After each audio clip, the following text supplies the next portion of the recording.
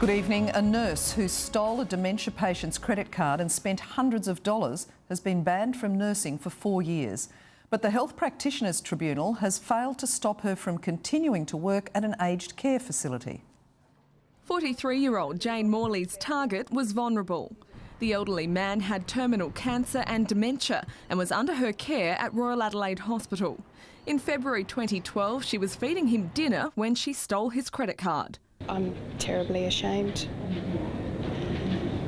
Why did you do it? I don't know. Morley spent almost $1,600 over 10 days, paying bills and doing online shopping. She was suspended from nursing and pleaded guilty to aggravated deception. 4 years earlier, she'd been convicted of Centrelink fraud, but she never declared her crimes in nursing registration forms.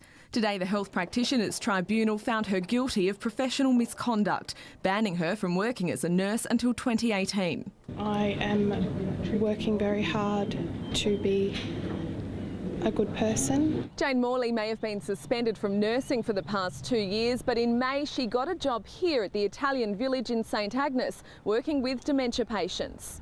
She's hired as a diversional therapist to coordinate activities for patients. Can the families of those patients in the aged care facility trust that you're not going to steal from their family? Absolutely.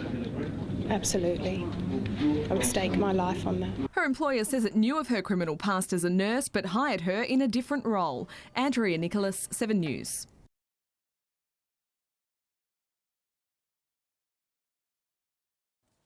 Relatives of residents at an aged care facility have told 7 News they're anxious a former nurse convicted of stealing from a dementia patient is being allowed to spend time with their loved ones.